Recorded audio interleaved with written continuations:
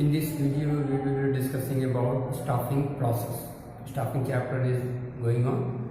So, in the previous video, we have discussed about the staffing and meaning and its evolution, what is HRM, and now in this video, we will be discussing about staffing process, how this process starts.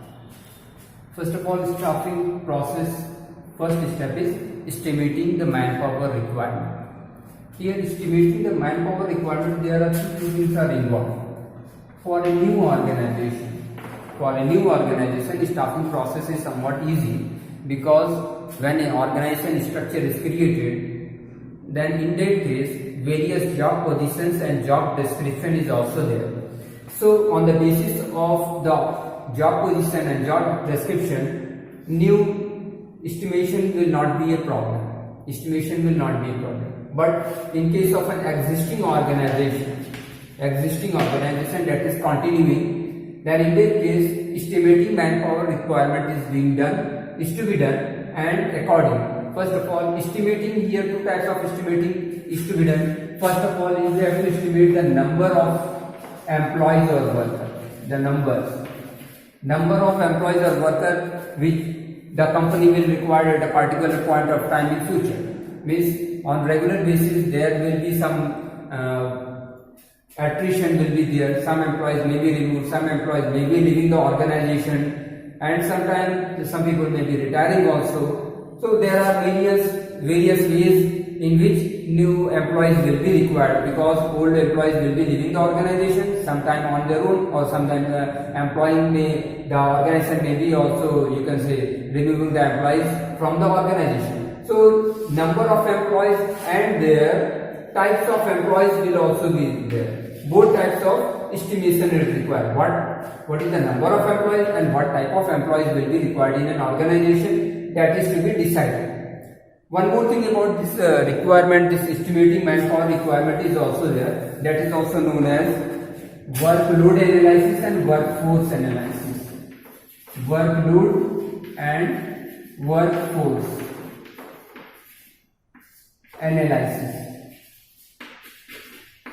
Workload analysis and workforce analysis.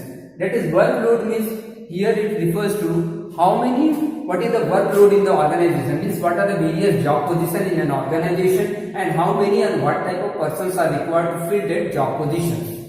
Workload analysis refer to the amount of work which is there in the organization and the number of employees which will be required to do that job. The total job means various job positions and the number of and types of employees which are required to do the job in an organization. Workforce analysis refer to the availability of the job.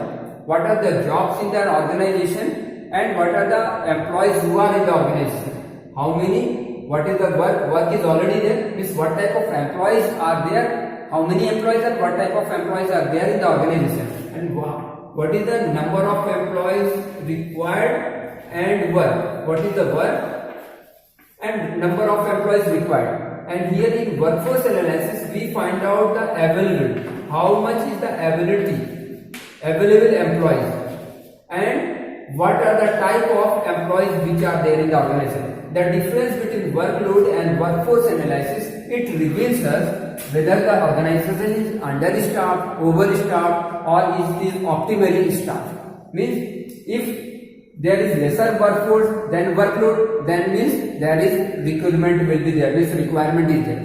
If the number is more, is workforce is more and workload is low, it means the organization is overstaffed, employees have to be, you can say, removed from the organization. They have to be sent out and they have to be fired.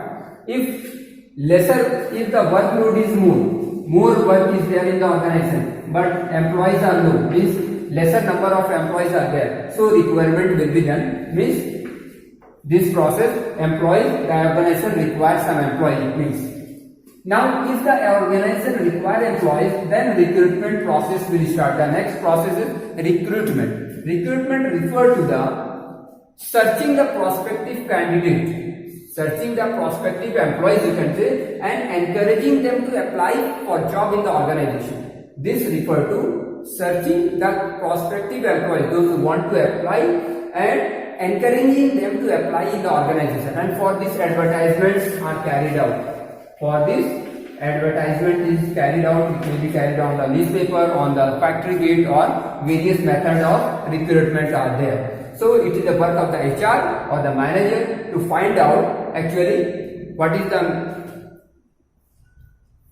where is the prospective candidate will be found, and accordingly advertisement will be made. Where the prospective candidate will be found, accordingly advertisement will be made, and type of advertisement also. And the advertisement should be such that the employees, the prospective candidate, they are encouraged to apply in the organization. Now once this recruitment process is done, selection process will start. Selection process means its objective is to create a pool of candidates. Through recruitment we get a pool of candidates, number of candidates we will be getting, and out of the number of candidates which we have got through this process, that recruitment, selection process will begin. Selection is the process of actually finding the right candidate from the pool of candidates. Here a pool of candidates is formed, pool is created, means number of people will be applying. Out of that some of them will be selected. Out of the pool a few will be selected.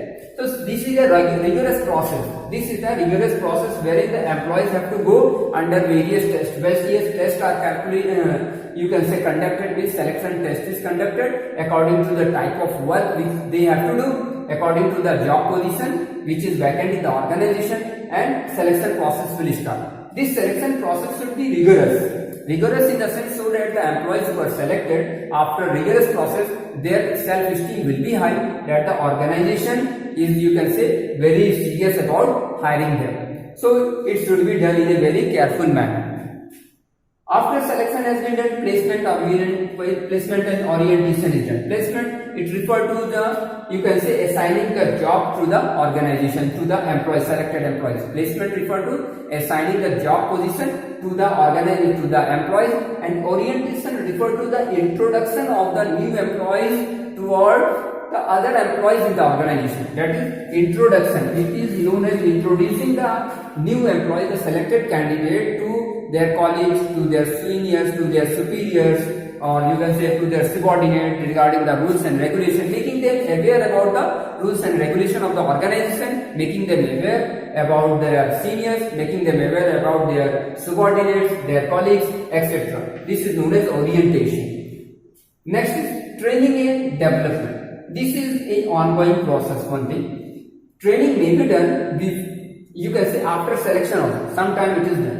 Sometimes training is done immediately after selection, and then placement is done. Sometimes in this organization, in case of continuing organization, sometimes training is done even after placement also. Means old employees, or you can say existing employees, are also trained, as well as newly selected employees are also trained. So this is two types of training. It can be after selection, it can be after placement also.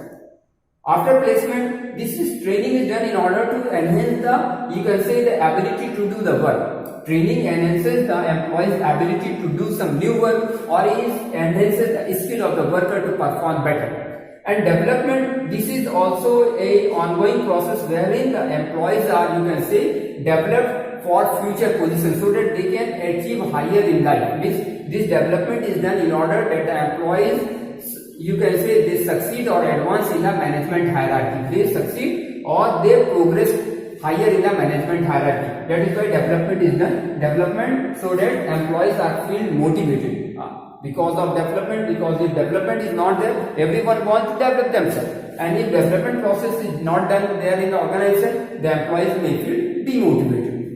Some other staffing process may be involved. For example, you can see performance appraisal is one such thing.